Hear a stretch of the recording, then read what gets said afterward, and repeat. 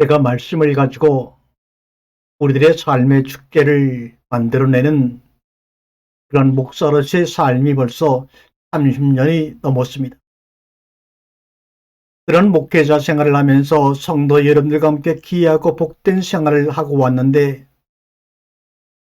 늘 그 많은 그런 가운데서도 마음에 늘 걸리는 것이 하나 있었는데 하나님의 뜻대로 하기를 원합니다. 하나님의 은혜였습니다. 들리는 문자를 그대로 보게 되면 참으로 맞고 합당하며 믿음이 좋은 사람들의 고백입니다.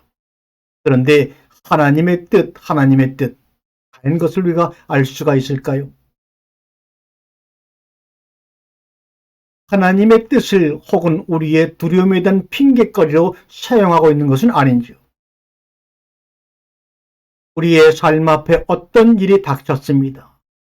위기의 일이 닥쳤습니다. 아니면 선택의 시간을 놓고 고민하는 시간이 닥쳤습니다. 그럴 때 우리는 당연히 하나님의 뜻을 찾을 수밖에 없습니다. 그런데 하나님의 뜻은 어디에서 진정 드러나는가? 알 수 있는가? 이것을 한번 고민해 보자는 거죠. 어떤 선택지를 놓고 우리가 선택해야 되고 행동을 해야 된다면 하든지 안 하든지 둘 중에 하나겠지요. 그런데 그런 일을 당해 놓고 앞에서 하나님의 뜻대로 하겠다는 말로 대충 넘어갈 생각을 하지 말자는 얘기를 하는 겁니다. 하나님의 뜻대로란 이 말은 잘 모르고 미숙하고 위기에 닥쳐서 어려움 가운데 있지만 그렇지만 그래도 행동으로 실천하는 과정 중에서 이것이 하나님의 뜻이었구나라고 깨닫게 되는 것입니다. 그래서 하나님의 뜻이라고 하는 것은 선물이요 은혜라고 하는 것입니다. 먼저 하나님의 뜻을 깨닫고 진행해 나가는 경우도 있지만 제가 볼 때는 그리 흔한 것은 아닙니다. 이렇게 얘기하니까 많은 믿음에 좋으신 분들이 아니 목사님 그것도 모르세요? 기도해보면 알 수 있다고요. 기도하면 알게 된다고요. 그리고 기도만이 하는 어느 분이 이렇게 예언했는데요. 만약에 진정 그렇다면 그것은 선물이 아니지요. 하나님의 은혜가 아니지요. 그것은 내 노력의 결과고 내 은사의 결과죠. 결국은 나에게서 나온 하나님의 뜻입니다. 그러기에 그것은 내 것이기 때문에 내놓기가 포기하기가 어렵게 되는 것입니다. 그 하나님의 뜻을 지키기 위해서 내 속에서 나온 하나님의 뜻을 지키기 위해서 상대를 죽이고 판단하고 모욕하는 일까지도 서슴지 않고 하게 되는 것입니다. 문제가 있는데 그 문제와 마주해 해결하는 것이 두렵기도 하고 방법을 딱히 몰라서 미루어 놓는 경우가 있어요.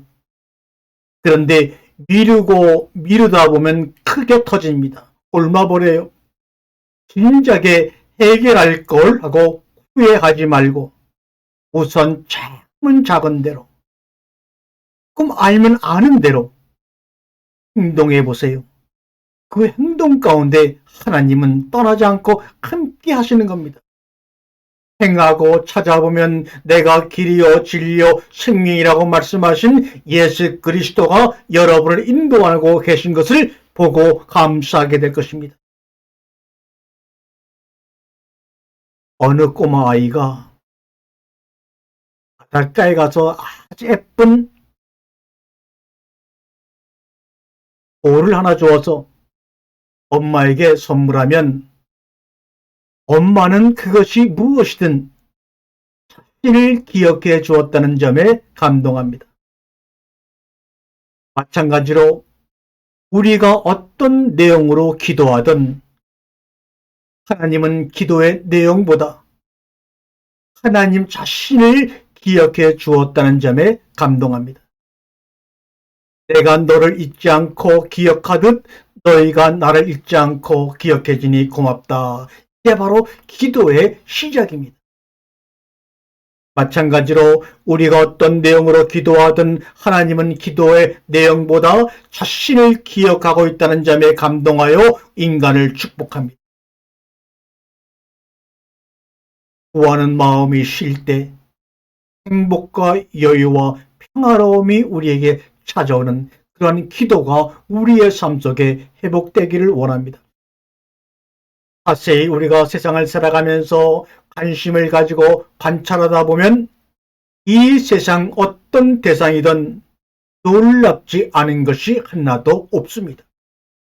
오랫동안 알았다고 해서 보았다고 해서 시시각각으로 변하는 대상을 내가 다 아는 것은 아닙니다.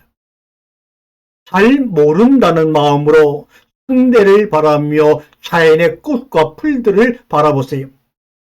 전에 몰랐던 보이지 않았던 부분들이 보이기 시작할 것입니다. 맞습니다. 세상을 사랑할 수는 있어도 소유할 수는 없습니다. 우주의 시간으로 보면 집이나 차나 아파트나 옷 같은 것도 아주 잠깐 빌려 쓰거나 공유하는 것이지 소유하고 있지 않습니다. 그러고 보니 공유경제라고 하는 것은 현대에 생긴 것이 아니라 이미 태초부터 우리에게 주어진 삶의 모습인 것 같습니다.